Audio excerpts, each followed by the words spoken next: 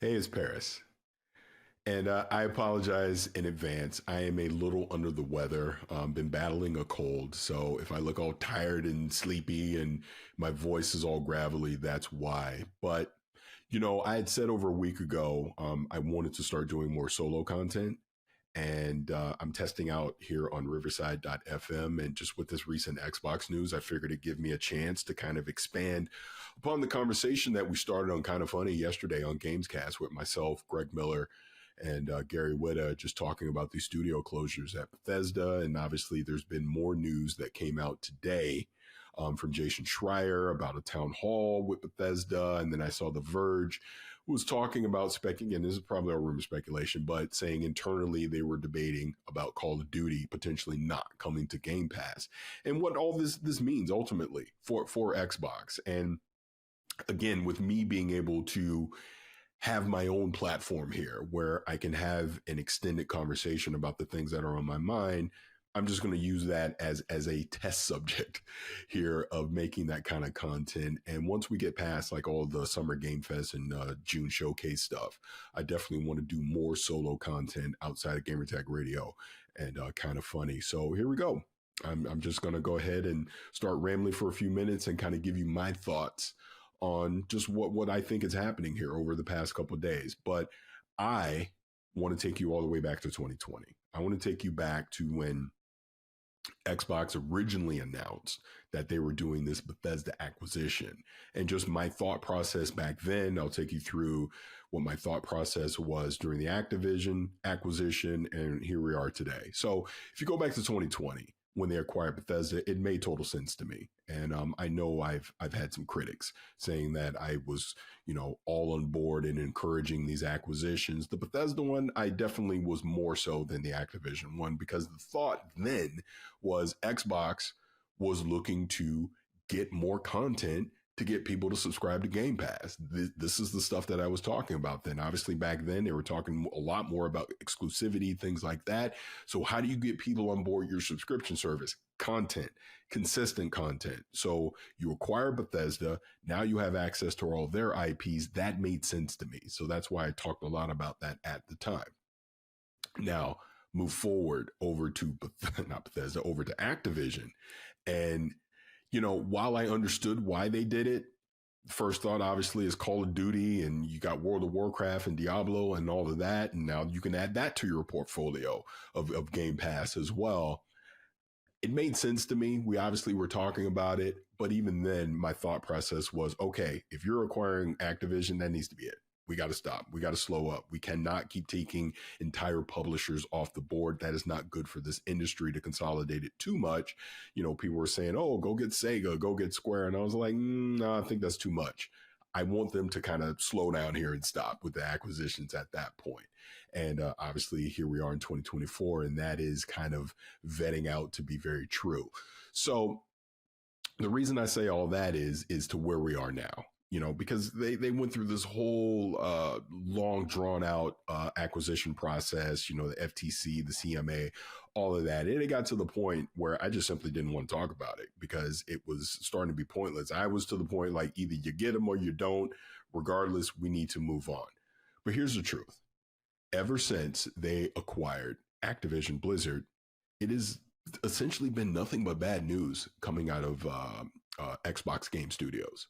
Just has been. And it has culminated with the news that we got yesterday about the studios closing. And I kind of want to highlight Tango as just how disappointing that is on a couple different fronts.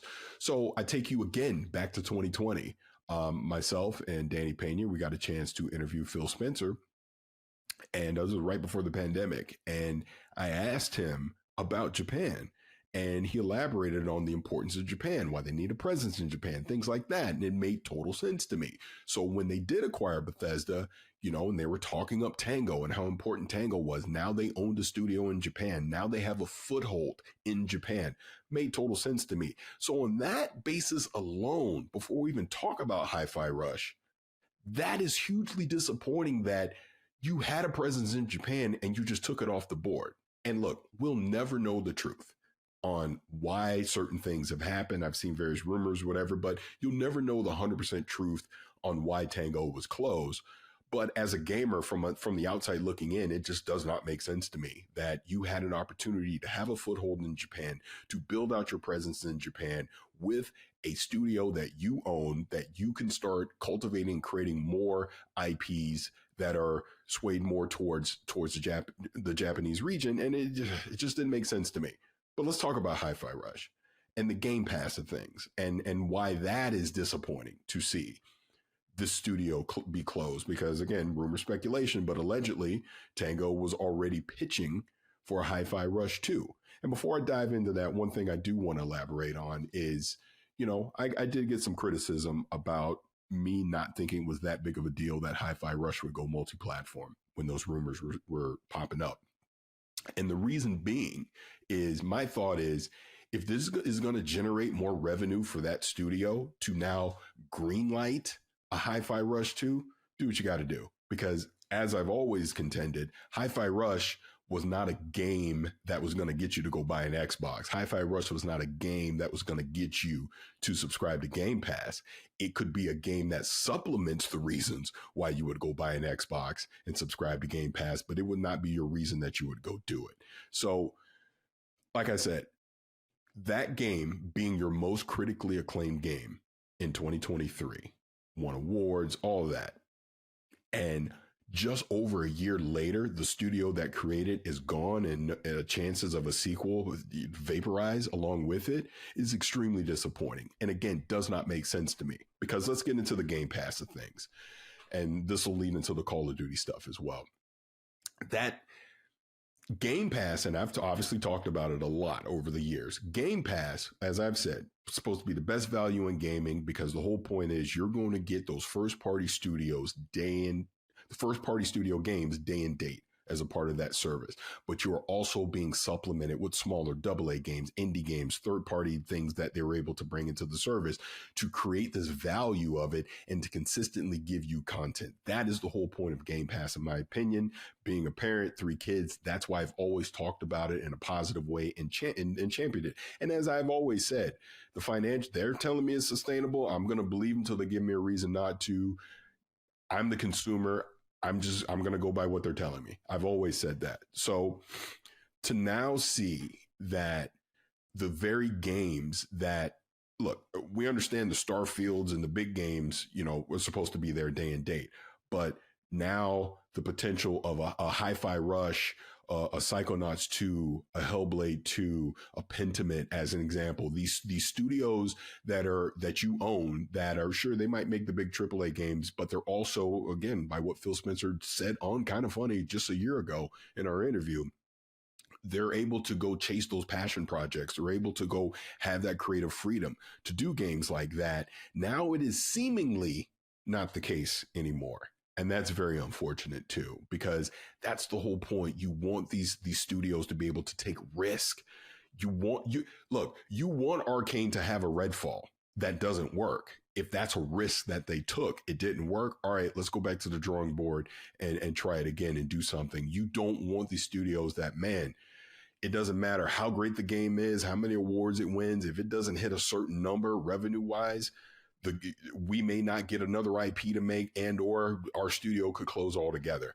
That's kind of scary for people internally, for the devs. So I don't know, just seeing that news come out the way that it has, it's like I keep saying it's disappointing, because it is disappointing, and it is making you wonder, was it worth it to acquire Activision if this is the repercussions of it? Because now you have so much financial responsibility to, quote unquote, turn a profit or whatever it is, that now you're making sacrifices on creative freedom for these studios. That is what worries me. It worries me that a Double Fine, whatever their next project is, could potentially not be good enough. It worries me that if Hellblade 2 doesn't sell a certain number, Ninja Theory goes away. On down the line, that, hey, Josh Sawyer's like, I got another passion project I want to do with Obsidian. I'm like, nah, you make a Fallout New Vegas too, because that's what we need your studio to do to turn a profit, right? That's what concerns me. So let's get into the Call of Duty of this. And here's where people probably might get grumpy with me. So again, going back to that Activision acquisition, the first thought, man, they're going to put Call of Duty in Game Pass. And then we've had a little more reassurances here, not assurances, but more chatter about Call of Duty going into Game Pass. And I forget the exact word that Phil Spencer used at GDC, but I guess he said the intent is for Call of Duty to be in Game Pass. And then we got the report from The Verge today that there's discussions about it either not coming to Game Pass day and date or them raising the price of Game Pass Ultimate. Now, here's my thought on both. If you were to not put Call of Duty day and date in Game Pass, get rid of Game Pass. Because you can't, it sets a precedent of, well, this game can be in there, but this one doesn't. So let's take an example, Elder Scrolls 6. Is that not going to be in Game Pass day and date now?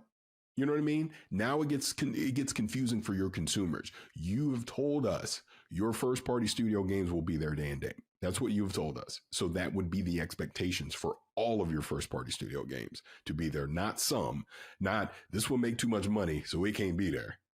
No, they all need to be there if that's the case. Because if that's not the case, then that service is not sustainable, in my personal opinion. So just get rid of the service. Go back, say, hey, we tried, it didn't work, it's not sustainable. We're going back to the traditional model. Maybe there's a tier of Game Pass that sticks around that's very similar to PlayStation Plus, but this whole Game Pass day and date thing that we thought we were getting, no. And you need to lower the price if that's the case too. Second part, you raise the price of Game Pass Ultimate. Sure, I get it, especially if you're putting Call of Duty in their day and date, but how many people are truly, if your numbers are already stagnant, raising the price is not going to encourage more people to want to subscribe to Game Pass. That's just the truth of the matter, right? So it's almost a damned if you do, damned if you don't scenario. Again, I'm not Amy Hood. I don't have the books. I don't know what's going on there internally from the financials. So that is obviously something they need to make a decision on and figure it out. But I will say this, whatever you do, we don't need a half measure. Go all in. Whatever decision you make, you gotta go all in. You can't halfway it. You have to 100% be committed to whatever direction that you're going to go. Because I'm gonna just tell you right now, I talked to a lot of people in the community and people are frustrated. People are disappointed. There's a lot of concern and worry about the direction of Xbox.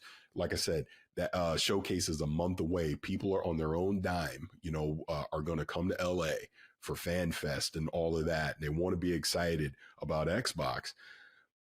I don't know what's going to change in the next 30 days. That I'm talking your hardcore fans here, not the people, the casual consumer people that have no idea what's going on. I'm talking to people that know what's going on, that will spend their money to come to Los Angeles. Where's the excitement going to be?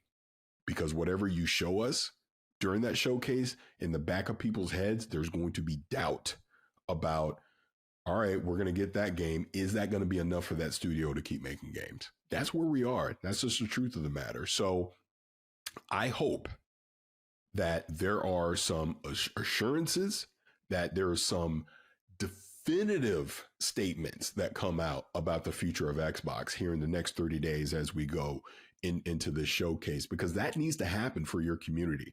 People are very concerned about hardware. Are they going to keep making consoles? Are they not? The handheld stuff, Game Pass, multi-platform, is everything going to, should I just get a PlayStation because everything's going to be there? Like, you have all these questions and concerns. And this is where leadership has to come out and be definitive about what the future of Xbox is going to be. They just have to. I've obviously been there since day one. Since 2001, I've been there a very long time as part of Gamer Tag Radio. I've been very lucky and fortunate with some of the opportunities that I've had with Xbox over the years. I mean, we obviously know that, but at the end of the day, I am a consumer. I am a parent who has children that play your games, that consume your content. And I need to understand, what direction are we going? Is this an ecosystem that I need to continue to invest in? I think it is, but I don't know it is. And that's the point here. We need leadership to be definitive about the direction that Xbox is headed. Be a good, bad, in between, but tell us, let us know. Is Game Pass still the thing? If it's not, rip the Band-Aid and get rid of it. Are we going multi-platform? If we are, let us know. Don't trickle it out. Tell us. I will continue to take what they said in that business update at their word. It's an experiment. Let's see where they go with multi-platform, but I'm not dumb. I know there will be more games that show up on other platforms. But what does that mean for a Gear 6? What does that mean for a Hellblade 2? What does that mean for Starfield? What does that mean for Halo? On down the line, they need to be definitive. Fable, you get my point. They need to be definitive about it, 100%. And the last thing I'll say about this showcase is I need to see more from your internal studios. Right off the top, Perfect Dark is a great example of this. We obviously have heard rumblings about that. The best way to shut people up about Perfect Dark is to show Perfect Dark as an example, but instill confidence in your customers, instill confidence in your community by showing us titles, giving us, not that you got to give us specific dates, but let kind of give us an idea of when things are coming, instill some confidence in Game Pass, instill some confidence of whatever direction you're going with Call of Duty on down the line, instill some confidence that you're going to continue to make hardware this generation and beyond. That's what needs to happen here in the next 30 days. I hope they do it. I think that's it. I hope all this makes sense. I'm going to just put this thing out there and we'll see where it goes. But this is the kind of content that I want to do moving forward. I want to have these conversations solo about things that are on my mind because, good Lord, I could talk about X-Men 97 all day. But I want to do more of these. Like I said, I definitely want to ramp this up post-June after the showcase and Summer Game Fest stuff, where I'll talk about gaming topics that are on my mind. Obviously, I'll talk about entertainment things, all of that too. But this is the things that I want to do. This will be my platform. You can check me out on my YouTube channel. I'll put these things on my social media as well. And until the next time, this is Paris. Thank you for checking this out. I know I'm sick. I apologize, but this is on my mind and I had to get it out. So thank you for checking this out.